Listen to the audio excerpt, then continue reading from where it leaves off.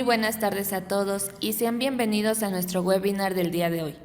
Antes de comenzar, presentaremos a nuestra importante ponente, la licenciada Katia Michelle Molina Ayala, licenciada en Ciencias del Laboratorio Médico y Biotecnología de la Universidad Médica de Kaohsiung, con maestría en Microbiología Molecular y Biotecnología de la Universidad Nacional de Cheongnom. Les recordamos lo importante que es apoyarnos a contestar la encuesta que enviamos durante el webinar, con sus datos completos y correctos.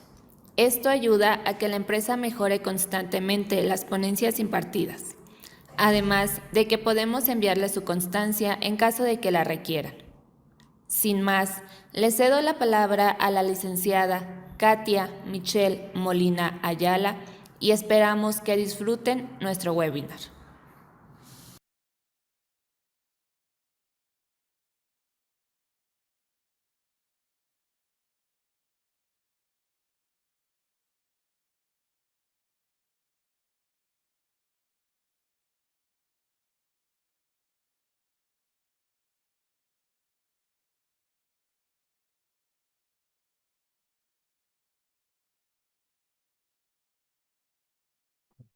Hola, buenas tardes. Solo unos momentos que tenemos unos problemas técnicos.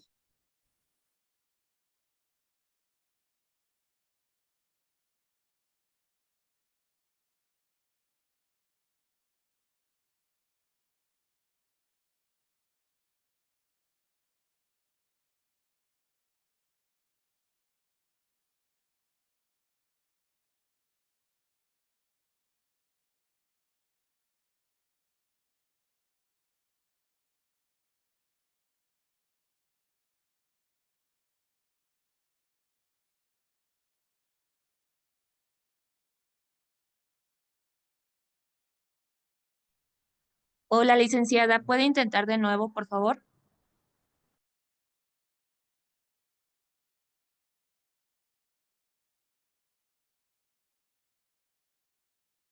Hola, buenas. Ya todo bien. Parece que todo bien. ¿Sí me escuchan? Sí, licenciada, todo correcto.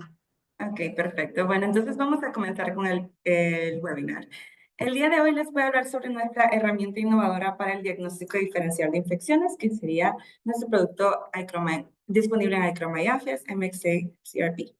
Bueno, para comenzar y dar una breve introducción, vamos a hablar de ¿qué son los antimicrobianos? Los antimicrobianos son sustancias que cuando entran en el organismo destruyen microorganismos y impiden su crecimiento. ¿Cuáles son estos microorganismos? Pues serían bacterias, virus, hongos, parásitos, etc. Entonces, normalmente cuando una persona se enferma con este tipo de microorganismos, lo que el doctor le receta sería unos antimicrobianos, ya sea antibióticos, ya sea antivíricos, antifúngicos, antiparasitarios. Pero en esta presentación nos vamos a enfocar principalmente en las infecciones bacterianas y virales. ¿Cuál es el viaje del paciente en el sistema sanitario actual? Por ejemplo, cuando se enferma el bebé, cuando se enferma el niño y comienza a tener síntomas como fiebre, tos, goteo nasal, lo que va a pasar es que los papás se van a preocupar y van a tratar de buscar una solución para que el bebé se sienta mejor. Normalmente, si ya no es la primera vez que el bebé se enferma, el papá sabe que hay algunos medicamentos que sí le van a servir y algunas veces asocian que, digamos, antibióticos le van a ayudar con una fiebre, antibióticos le van a ayudar con un goteo nasal y entonces se le da antibióticos al pacientito. Sin embargo, dado que no ha habido una consulta apropiada, no ha habido un asesoramiento de los síntomas, puede ser que se pase a la fase 2, que sería la transmisión desde a los padres, a los niños del kinder, a los hermanitos, etc. Y entonces se decide ir a visitar una clínica u hospital. Luego de eso, el paciente y los papás van a consultar con una clínica o un hospital de urgencias y basado en su sintomatología, el doctor le puede recetar antibióticos. Dada que, digamos, una fiebre, un goteo nasal, una tos se va a asociar ya sea con un resfriado común o con una infección de la garganta y así. Sin embargo, hay otro protocolo que se puede seguir, que sería si el paciente, digamos, tiene síntomas muy severos, se va a hacer un análisis de sangre, que consiste en un conteo de glóbulos blancos, eh, una medida de proteína C reactiva o incluso la cultura de algún fluido del paciente. Y luego, si se da un resultado positivo en este análisis de sangre, se pueden recetar antibióticos. Si no da un resultado positivo en este tipo de eh, análisis, se puede ir a la fase 5 que sería el PCR. El PCR solo se hace para algunos tipos de virus. Normalmente para infecciones virales se hace una prueba rápida o en caso de que querramos saber exactamente qué tipo de virus tiene el paciente, entonces se hace un PCR. Sin embargo, en este tipo de casos puede haber dos opciones. Da un positivo para algún tipo de virus o da negativo, o la tercera opción que no es tan común, pero pues, suele pasar, sería de que si el virus no está en la base de datos del PCR, puede dar un falso negativo. Y entonces, bueno, se le receta antivirales si sale positivo y ya solo queda el seguimiento del paciente en supervisión. Este sería el sistema sanitario actual. Entonces, ¿cuáles son las limitaciones de la prueba existente? Si consideramos el recuento de glóbulos blancos y la proteína C reactiva, mientras sí pueden ser un indicador de bacteriemia, pueden estar presentes ya sea en muchas enfermedades víricas o incluso, dada que la proteína C reactiva es un marcador de inflamación, si hay alguna eh, inflamación, pues esta proteína C reactiva va a estar presente con o sin síntomas.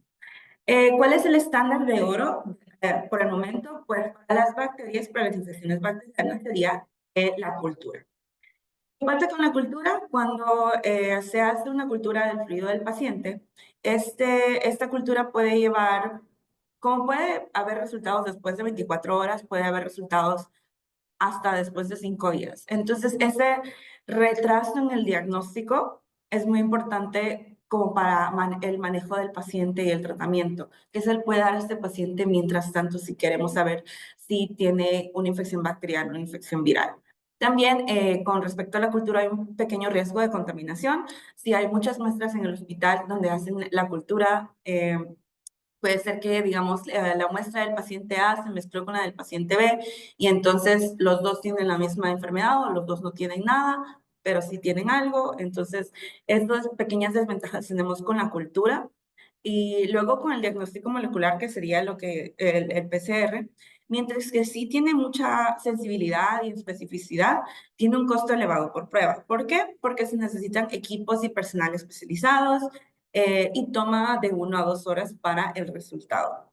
Y también lo que les mencionaba anteriormente, si el PCR, si hay no hay una una base de datos previa sobre el virus, puede ser que haya un PCR negativo. Y eso puede ser que no signifique que no es una infección viral. Entonces, esas son las limitaciones actuales que tenemos de las pruebas existentes. Y también, como mencionaba antes, hay muchas oportunidades para que el paciente le receten antibióticos, principalmente a los niños cuando no se sabe realmente qué es lo que tiene el bebé. eh, Puede ser que para tratar lo más rápido posible, lo primero que se le receta es un antibiótico y si ya no le funciona, pues vamos a ver qué más. Y entonces eso ha llevado al uso indebido de antibióticos. En en este análisis de caso clínico de 616 pacientes con infecciones del tracto respiratorio inferior en Países Bajos e Israel, la tasa del uso excesivo de antibióticos fue de 51%, porque la proporción de infecciones virales fue mayor en niños comparados a adultos y mientras que las prescripciones de antibióticos fueron menos frecuentes en niños que en adultos, siempre está esa posibilidad de queremos que el niño se sienta bien lo más rápido posible, entonces solo le vamos a dar antibióticos porque si no funciona, igual se va a sentir mejor. Entonces, en este otro estudio de Servicio de Consultas Externas y Urgencias en Estados Unidos, en general, del 30% de las recetas de antibióticos fueron innecesarias. ¿Y por qué? Pues, como les menciono, es la forma más rápida de tratar al paciente.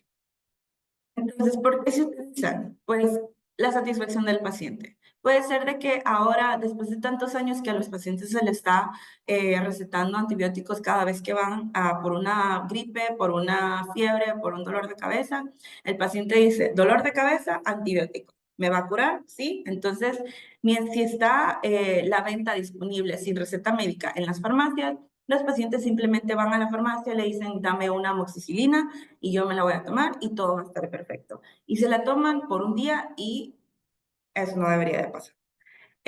Luego también otra motivación sería el tiempo limitado para ver a los pacientes de los doctores. Tenemos en el turno de la mañana unos 50 pacientes que ver y si me pongo a analizar, mandarle a hacer cultivos o PCR a cada paciente, nunca voy a acabar. Entonces, por eso mismo es que está esa alternativa de si le funcionan los antibióticos bien y si no, pues igual se le va a pasar el virus en 5 días. Y luego la incertidumbre diagnóstica. Los síntomas entre las infecciones bacterianas y las infecciones virales, principalmente las respiratorias, son muy similares. Entonces, por eso mismo es que tenemos este problema de el uso inapropiado de antibióticos. ¿Qué sucede cuando se utilizan los antibióticos incorrectamente? Pues sucede la resistencia a los antimicrobianos. Esta puede ser natural a través de mutaciones aleatorias que ocurren en las bacterias. Las estrategias las podemos ver en esta imagen aquí. Puede ser de que la bacteria mute su receptor. Si el receptor cambia, esto no va a permitir que el antibiótico entre en la célula de la bacteria. Pueden mutar el receptor, pueden crear enzimas para que el antibiótico no pueda sobrevivir adentro de la bacteria o incluso, así como nosotros tenemos poros en nuestra piel, puede ser de que la bacteria decida que sus poros en vez de ser grandes van a ser pequeños y así el antibiótico va a ser muy grande y no va a poder penetrar la bacteria. O también puede ser que, por ejemplo, a nosotros no nos gusta una comida y ¿qué pasa? La quitamos de la boca. Pues lo mismo le va a pasar a la bacteria. Ellos saben de que el antibiótico no le va a hacer bien, entonces la expulsan. Y entonces, ¿qué sucede con esto? Pues estas bacterias que tienen estas estrategias, estas mutaciones, lo que van a hacer es que van a sobrevivir y el paciente va a tener que seguir en tratamiento hasta que haya un antibiótico que le haga efecto, mientras que las bacterias que todavía tienen esa sensibilidad a los antibióticos, poco a poco van a ir en su curso normal de no existir en el cuerpo de las personas, pero estas bacterias mutantes van a aumentar en su prevalencia en las personas.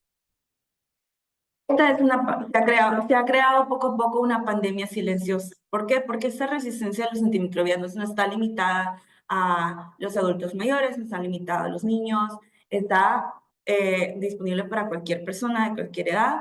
Y lo que ocurre es que las bacterias, al no ser afectadas por los antibióticos que tenemos disponibles o por la primera línea de antibióticos, van a requerir una hospitalización prolongada, van a requerir una recuperación prolongada, van a necesitar un seguimiento frecuente, incluso van a necesitar, si se encuentra que el paciente tiene una bacteria muy resistente a la mayoría de antibióticos, ese paciente tiene que ser aislado y hacer cuarentena para que no contagie a los demás y no se siga dispersando esa bacteria en las demás personas. Y entonces también la otra opción sería de que va a requerir tratamientos muy caros y con posibles efectos secundarios graves. Por aquí tenemos un ejemplo de 2 pacientes que requirieron ya sea un tratamiento muy especializado, muy caro, o incluso que tuvieron efectos secundarios dado al tratamiento y a la magnitud de la infección. En este paciente adulto tuvo un accidente, asaltado y se fracturó el tobillo izquierdo. Y durante la cirugía se descubrió que tenía una infección por Acinetobacter baumannii, que es una de las bacterias más resistentes que hay. Es resistente a casi que todos los antibióticos y a este paciente no se le podía tratar con ningún antibiótico que tenían disponible.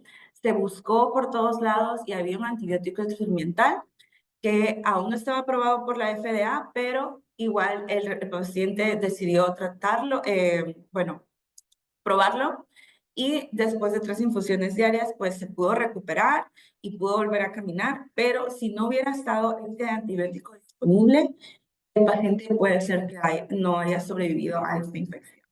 Y aquí tenemos una infección de un paciente pediátrico que sufrió una infección de oído leve que luego se le complicó. ¿Por qué? Porque era un Staphylococcus aureus que era resistente a la methicilina. Entonces se le tuvo que dar un tratamiento muy fuerte que es con vancomicina por vía intravenosa eh, y luego, después de una semana con infusiones diarias, bueno, 2, 3 semanas con infusiones diarias, todo bien, el paciente se pudo curar, pero perdió la audición en un oído y aún enfrenta dificultades para oír ciertos sonidos. Entonces, en estos dos casos, mientras que pudo haber sido una infección que con una semana de tratamiento todo bien, hubieron repercusiones, ya sea buscar por antibióticos experimentales que no sabemos si van a funcionar o incluso la pérdida de la audición de una infección del oído que normalmente se trata bastante fácil. ¿Cuáles son las tendencias de investigación para contrarrestar los efectos de la resistencia a los antimicrobianos? Por aquí tenemos un artículo de los futuros biomarcadores de infección e inflamación en niños con fiebre, y aquí se menciona la proteína C reactiva, se menciona PCT, y entre otros. Aquí hay otro artículo sobre distinguir las causas bacterianas y no bacterianas de las enfermedades febriles, y también se mencionan, bueno, que es un estudio comparativo con la proteína C reactiva, PCT, con el conteo de glóbulos blancos, entre otros. Y en estos nuevos marcadores para diferenciar la infección viral y bacteriana en niños, también se menciona MXA. Entonces, hay cromas de MXA, Apias MX CRP. Bueno, antes de hablar más sobre nuestro producto, quiero tener como un pequeño recordatorio que es la proteína C reactiva. La proteína C reactiva es un marcador de inflamación que es utilizado ampliamente en la práctica clínica para detectar procesos inflamatorios e infecciosos. Es muy útil porque su elevación se observa después de 4 o 6 horas del comienzo de la inflamación aguda. Y también es específico para la inflamación o infección, dado que cuando ya es controlada y es tratada, los niveles van a bajar rápidamente. Entre las aplicaciones clínicas que hay, tenemos la detección de infecciones y el proceso de tratamiento de enfermedades inflamatorias crónicas. Para la detección de infecciones, tenemos estos rangos: proteína C reactiva para infecciones leves sería de 10 a 40 miligramos por litro, y así va subiendo dependiendo de la gravedad de la infección.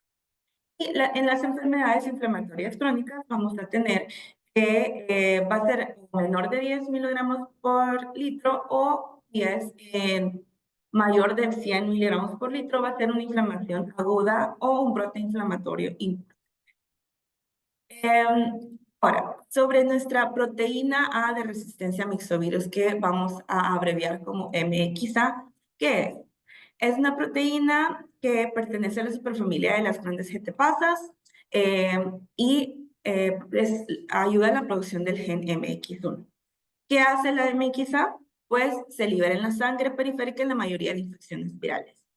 Es exclusiva a los interferones de tipo 1, no responde a otras citoquinas como la interleucina 1 o el factor TNF-alfa, y no se eleva en pacientes sanos.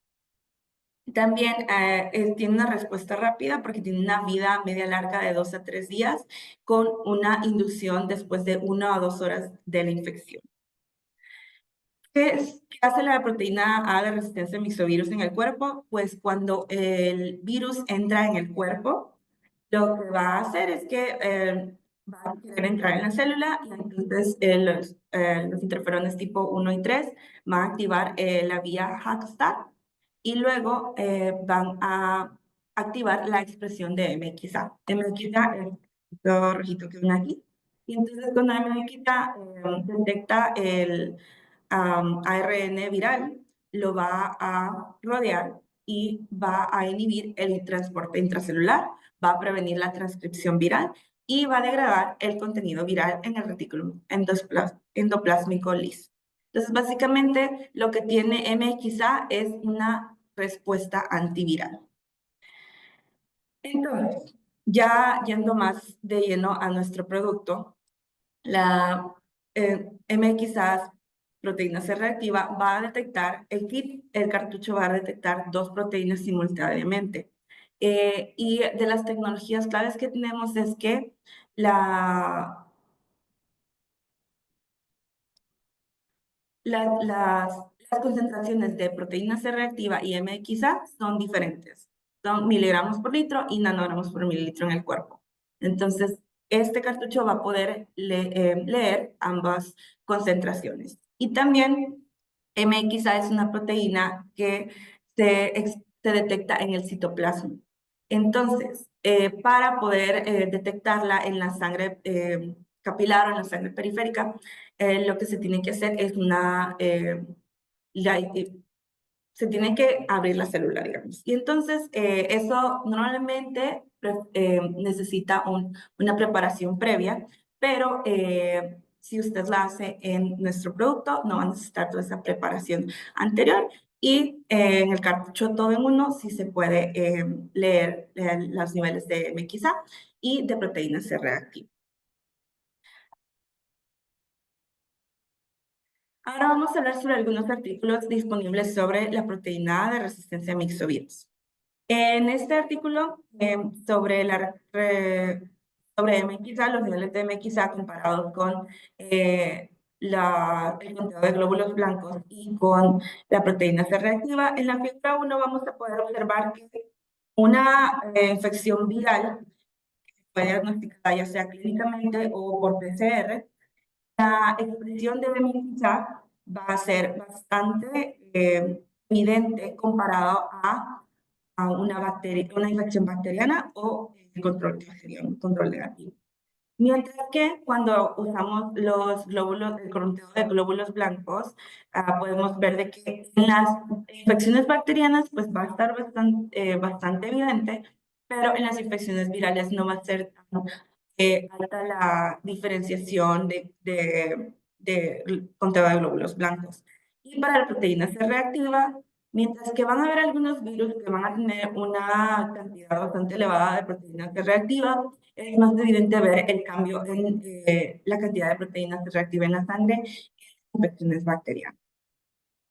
En este otro artículo se leyeron los niveles de MXA según el virus detectado y podemos ver que los diferentes tipos de virus, ya sea adenovirus, el virus respiratorio sincitial, adenovirus, coronavirus, van a tener, mientras que tienen diferentes niveles de MXA, la mayoría tienen una diferencia de unos 20, 30, 50 de diferencia. Entonces, mientras que sí nos muestra que hay una elevación de proteína MXA, no nos dice de que la MXA se debería de utilizar para diferenciar entre virus.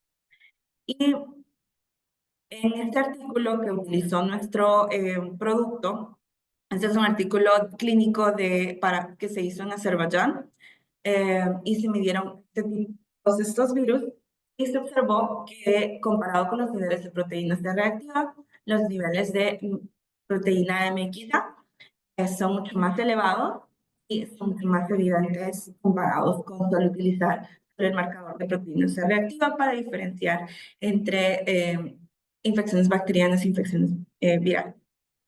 Este es otro artículo publicado con nuestro producto MXA, proteína C reactiva, y fue para el desarrollo de una herramienta para la diferenciación de infecciones respiratorias bacterianas y virales. Y aquí se pueden observar las concentraciones sanguíneas de MXA y proteína C reactiva. Eh, Aquí sería en la infección viral definitiva y aquí sería en la infección bacteriana definitiva. Entonces podemos ver que mientras que el marcador MXA es bastante específico para las infecciones virales, el marcador de proteínas efectivas sigue siendo bastante específico para las infecciones bacterianas. Entonces, ¿cómo se interpretan los resultados de la prueba? Tenemos los dos marcadores que son cuantitativos y proteína C reactiva va a ayudar a saber si es una infección bacteriana y quizás si es una infección viral. Y si ambos se encuentran en niveles altos en el paciente, hay una posibilidad de una coinfección. Entonces, para resumir, cuando el paciente presenta estos síntomas en el consultorio, una fiebre repentina, un dolor de cuerpo, un cansancio, dolores de cabeza, el doctor se encuentra en una encrucijada de qué tiene el paciente. ¿Tiene una infección viral como COVID o es un resfriado común o una influenza? ¿O tiene una infección bacteriana que necesita antibióticos? Y entonces, el proceso sanitario actual, como les mencionaba al principio de la presentación, el paciente va al doctor y normalmente simplemente se hace un tratamiento entérico basado en síntomas y el doctor decide, ok, antibiótico, ok, no, solo le vamos a dar acetaminofén. Puede ser que hayan pruebas rápidas disponibles, como por ejemplo en la pandemia del COVID, que estaba disponible hacer la prueba de COVID o para identificar la influenza y así. O si el paciente presenta una severidad de los síntomas, el personal sanitario va a recoger la muestra del paciente, se va a llevar a hacer análisis de sangre, de proteína C reactiva o de cultura, y después de la interpretación, que sería después de 2 días, después de una semana, el doctor puede decidir el antibiótico. Entonces, sí se necesita una herramienta para mejorar la eficacia de este proceso sanitario actual. ¿Por qué se necesita nuestro producto? Bueno, es para la gestión eficaz del tratamiento. Los sistemas sanitarios actuales, mientras que sí tienen relevancia, sí funcionan, eh, tienen dificultades para diferenciar y gestionar eficazmente las infecciones víricas y bacterianas. Con respecto a las coinfecciones bacterianas y virales, sí hay estudios clínicos que muestran que si hay una coinfección, los resultados clínicos son peores. Y hay una tasa mayor de ingreso en la unidad de cuidados intensivos e incluso hay una mayor mortalidad. Entonces, para la gestión de coinfección, sí sería muy útil tener un parámetro que ayude a, ya sea, identificar que hay una coinfección o identificar qué tipo de infección es. Y en los entornos sanitarios, como en las salas de hospital o en la unidad de cuidados intensivos, las infecciones víricas pueden ser una fuente de infección nosocomial y los cultivos respiratorios de rutina no son muy prácticos porque, como mencionaba, llevan mucho tiempo. Entonces, para poder controlar las infecciones virales es muy importante este nuevo parámetro. ¿Dónde se necesita este producto? ¿Dónde se necesita MXA de proteína C reactiva?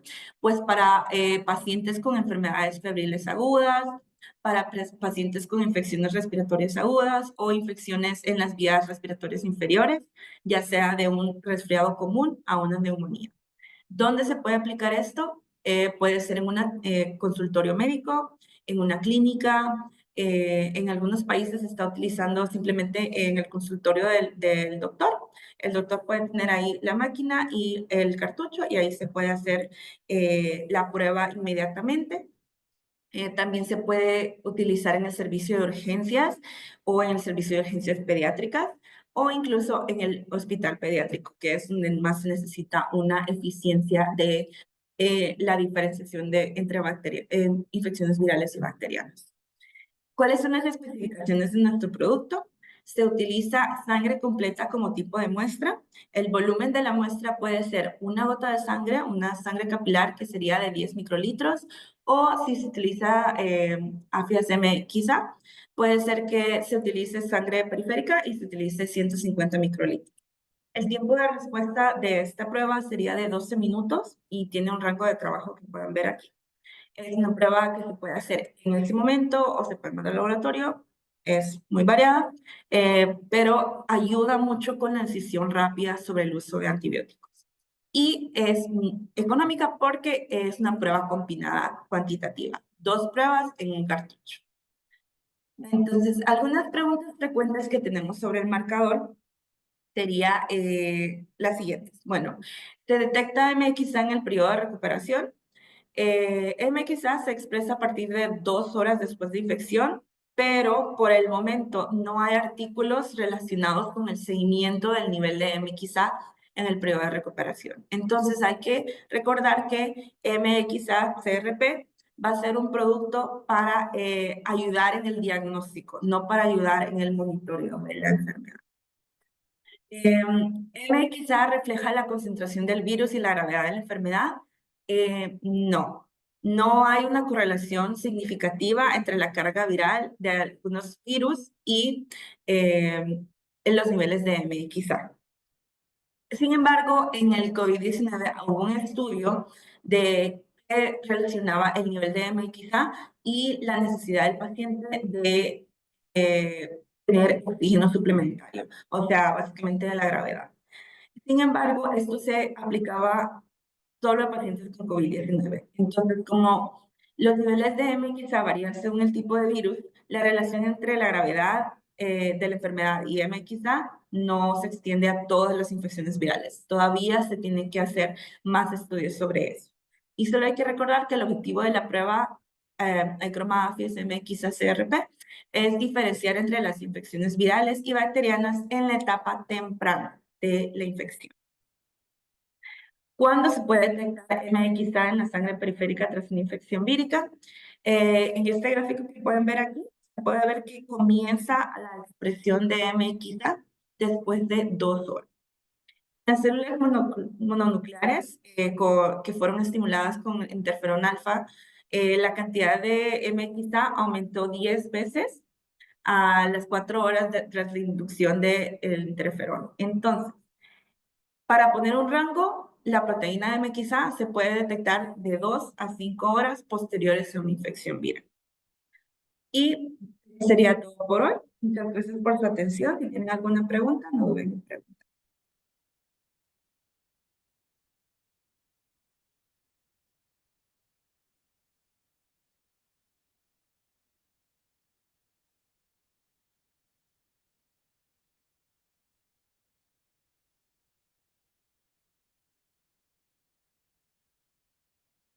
¿Alguna pregunta? La pueden escribir en el chat.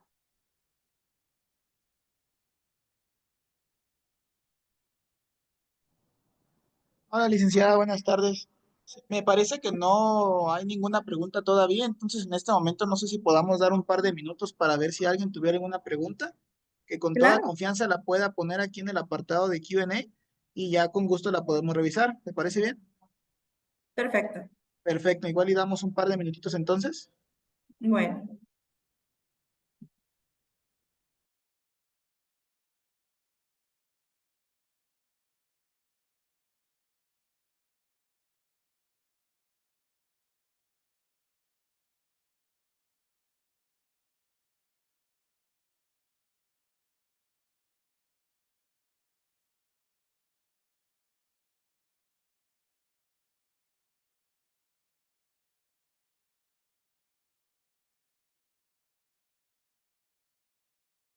Con respecto a la pregunta de entre el cultivo y esta prueba, ¿qué es mejor? Mientras que el cultivo sigue siendo el estándar de oro para identificar las infecciones bacterianas, esta prueba puede ser un poco más eficiente con respecto al tiempo, porque sí se va a necesitar, si queremos saber qué tipo de bacteria es, siempre se va a necesitar el cultivo. Pero esta prueba puede ayudar, porque el cultivo, ¿cuánto puede durar? 5 horas, 24 horas, 5 días. Entonces, en la prueba, cuando solo se tarda 12 minutos, pues es un poco más eficiente. La proteína C reactiva ultrasensible tendrá el mismo valor clínico que su prueba de PCR.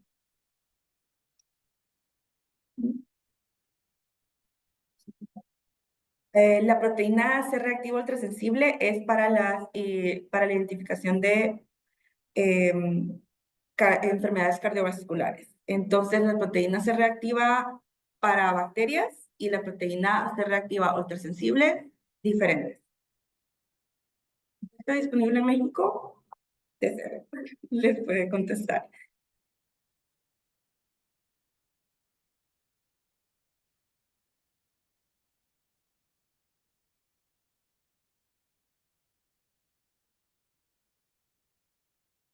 Con respecto a la resistencia bacteriana, ¿habrá alguna otra forma de que las bacterias resistan el antibiótico, además de las que mencionaron en la presentación? Sí, pueden haber otro tipo de mutaciones. Yo solo resumí como las más comunes, eh, pero sí hay más mutaciones o formas de que las bacterias se resisten a los antibióticos. Y puede ser dependiendo del tipo de antibióticos al que eran sensibles también.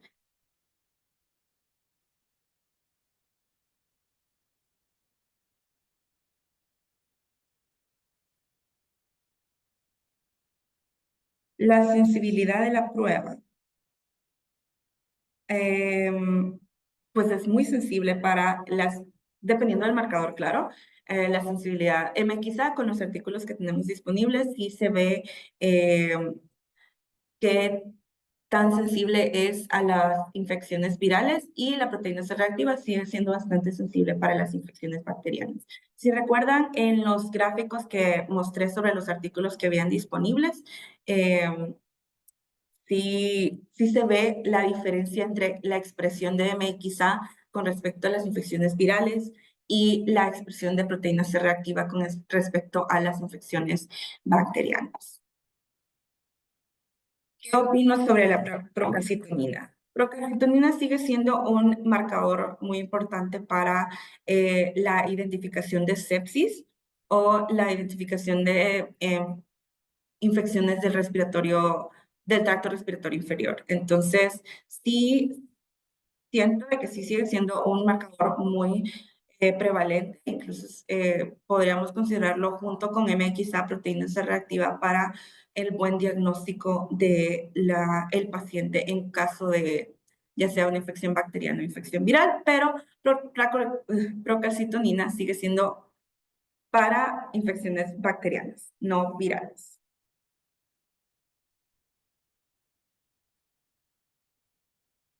¿En qué tubo se recolecta esta prueba? Por el momento le debo qué tipo de anticoagulante debe de utilizar, pero normalmente se hace con sangre capilar.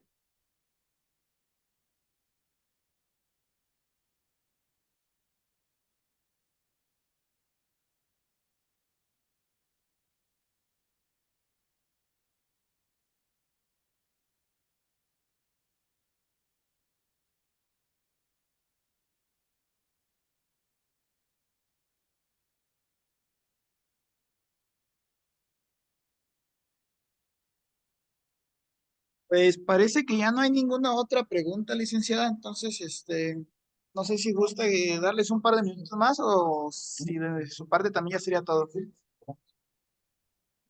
Les podemos dar unos minutos más, si quieren. Perfecto, ahora sí que últimos minutos, aprovechen cualquier duda que tengan por aquí para dejarla en Q&A.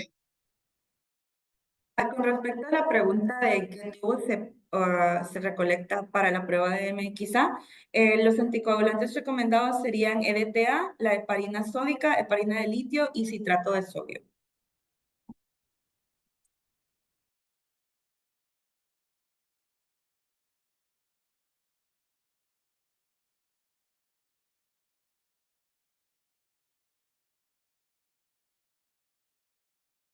Sí, parece que realmente ya no llega ninguna otra pregunta. Entonces, creo que procedemos a terminar el webinar. De nuestra parte, primero que nada, muchísimas gracias, licenciada, por su tiempo y por compartirnos esta importante ponencia. Creo que es una prueba nueva que llega a revolucionar el mercado y muchas gracias por compartirnos un poco de la información al respecto. Bueno, un gusto. Gracias por su atención.